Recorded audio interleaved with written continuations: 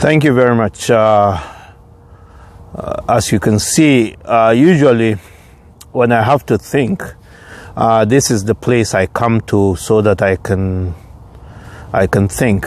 But so the continuation of leadership and mindset in the context of Africa.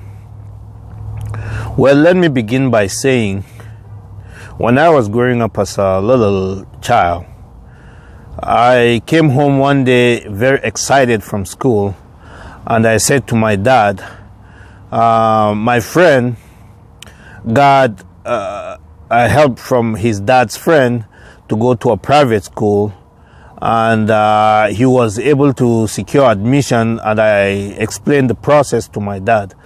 And my dad said to me, "Son, if there's something wrong with the public school, then as a community leader and as a people's leader, I have a responsibility to fix it.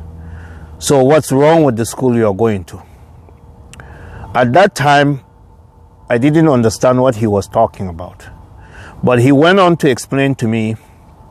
He said he's a pastor of the Lutheran Church of Christ, and he's being paid by money collected from the poor to lead them. And it would be irresponsible for him to be paid with the people's money and send his kid to a school where they cannot afford to send their own kid to. So if there's something wrong with the school that he's sending his own son to, then he has a responsibility to fix that school. So this is the reason most of my life I went to public schools. I went to public school because my dad was paid by the people's money.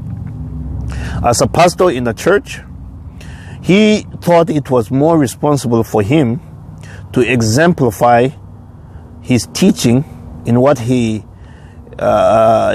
practiced. I was upset with him. I didn't understand what he was saying. I never understood it until I grew older.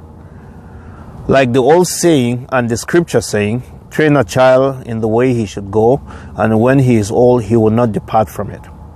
And throughout my life, I have tried to exemplify such by holding myself to a higher standard that exemplify that to whom much is given, much would be expected.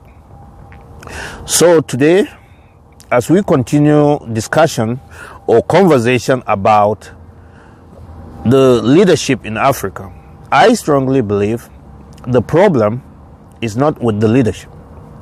The problem is with the youth, the society. We have been educated now for quite some time.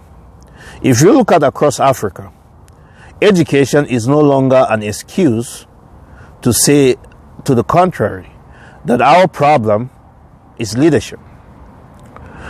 So, what is the problem? The problem is you see teachers who fail to teach what they are supposed to teach. You see teachers across Africa that goes on strike when they are not paid. You see teachers who go to school and sit under the tree and not teach the children what they are supposed to teach. You see, when you compare teachers in Africa and teachers in America, whereby in America, teachers would take their own salary and buy resources to teach the kids what they need to teach. In Africa, teachers are unwilling to even use their own personal money to teach the kids. In other words, no teacher is trying to sacrifice to see a better society that lives on. So there's two problems here. One, the students. Two, the people who teach the students. As a society, we have to come together and demonstrate that we have to exemplify in everything we do that we are willing to teach the next generation the path to follow. So, in my own opinion, we bear a sole responsibility to educate our children and educate the younger ones, and to demonstrate in words and in deed that what we say, we mean it. And what we mean it, we exemplify it. So, we have to be willing to make the sacrifices that are necessary at the local level, at the state level, and at the federal level. We can no longer be pointing to leaders who we say are the problem. We are the problem. We put them there. We elected them. We nominated them. If a leader is not doing what he's supposed to do, then we know the ways to get them out of there. Now, most people will say it's difficult to get a leader out. There are dictators, there are this and this and that. And we always give excuses. Now, I will tell you up front, I'm against any form of violence, and I'm against burning down buildings, and I'm against any time of tension that would arise to us not sitting down and talking. But if that's the only way to get people's attention, then so be it. Revolutionaries are not done in a peaceful manner. It's done by demonstrating in everything we do, whether it's in words or in our action, that we mean what we say, that we need change, and we change our attitude towards the leadership. We cannot allow people to buy our votes and then we complain about what they do. So, in my opinion, I feel that the change begins with me and you. How do we treat our brothers and sisters? How do we treat our children? How do we make the sacrifices that are necessary to educate our children and to create a better society? Are we making any sacrifices necessary? And I believe the sacrifice that we should be doing should not be charity. Is charity good? Yes, to those who need it, those who really deserve it. But there are those who we know they have two hands, two legs, they are capable of pursuing just like everybody else, and those don't deserve charity. We have to invest in businesses. We have to empower our people economically to be able to create a sustainable system. That means a system that can go around, promote individual dignity, and every labor has dignity in it, that promotes societies, that promote communities that are responsible to its people.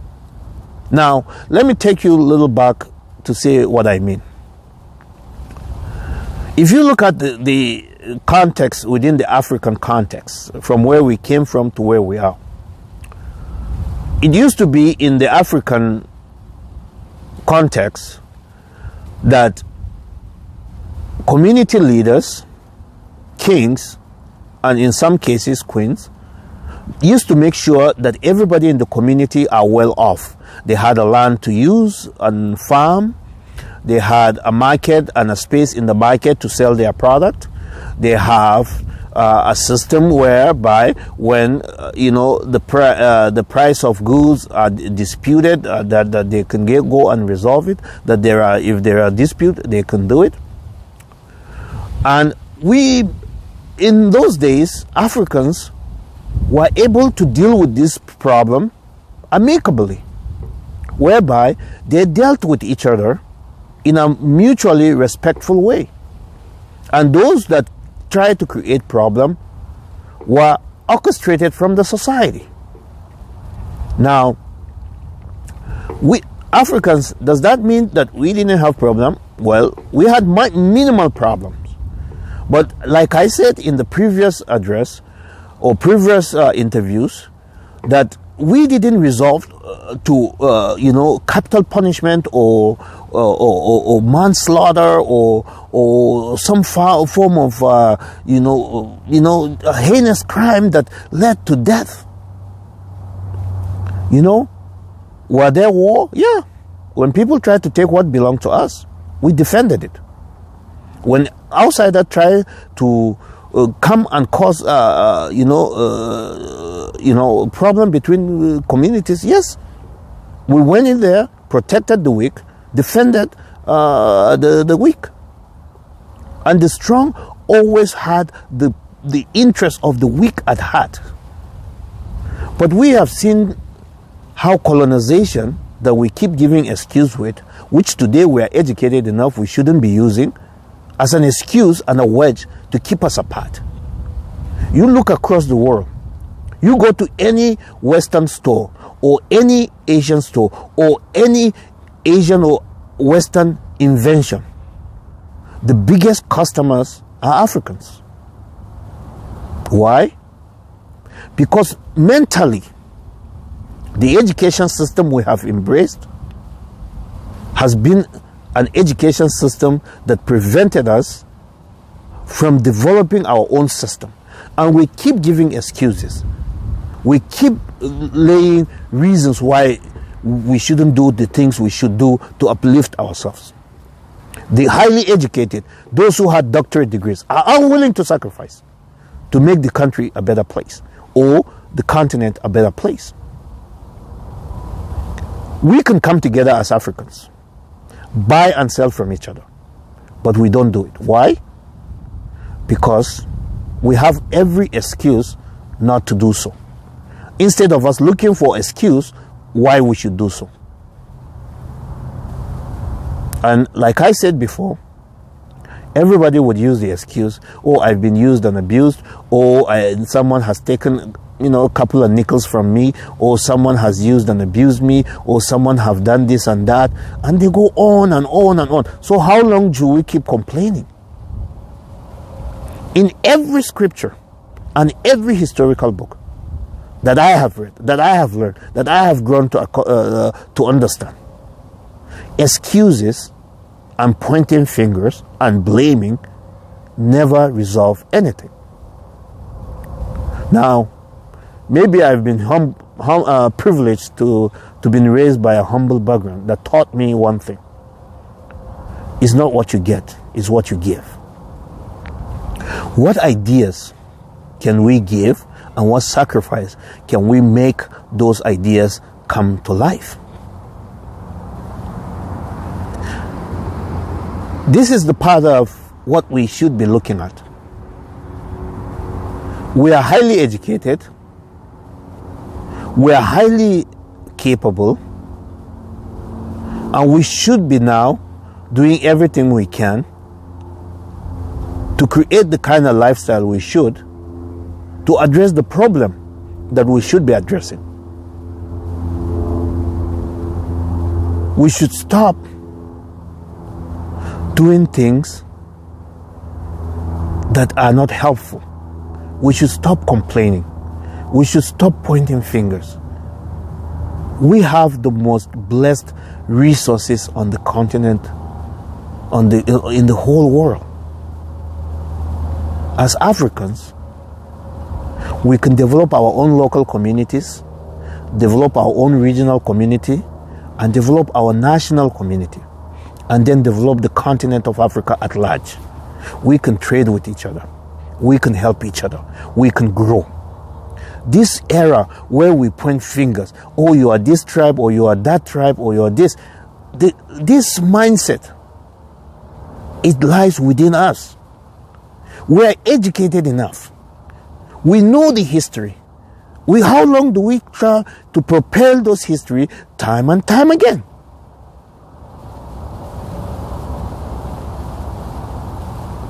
The leadership of Africa begins with the leadership within you.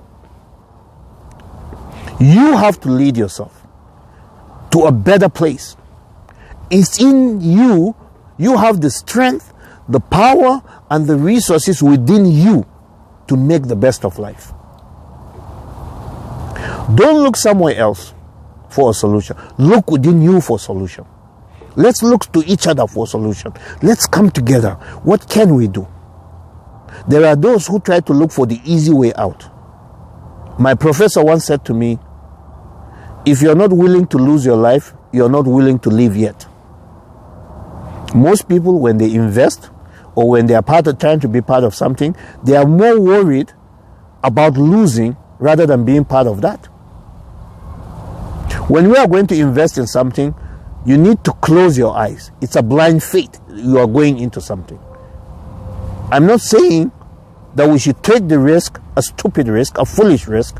What I'm saying is that we should take a smart and intelligent risk to invest within each other, in the communities. We need to uplift each other, because through uplifting each other, we can resolve those unresolved issues. We can finish the unfinished businesses. We can always find excuse not to do what we need to do. But I ask you, let us find excuse to do what we need to do, to move beyond just talk. As Africans, I know we are good. We like to talk, but we need to walk the talk. We cannot continue to just talk. The time for talk is over. We need to embrace a more proactive way of doing things. Your education is no good if it doesn't help you in bringing us together and bringing our communities together and developing what we need to develop. An education that does not help your people is good as not help. Like Kwame Nkrumah said, the freedom of Ghana means nothing if Africa is not free. So, your own freedom and your own success means nothing if your people and your community is not free and flourishing. I believe our hope lies in the hope of each other, and our success is best invested in each other. We can do this. We can change our future. We cannot look to the past as a wedge to divide us. We have to look to the future as a means to bring us together. That's all I'm gonna say. See you in the next episode. Thank you.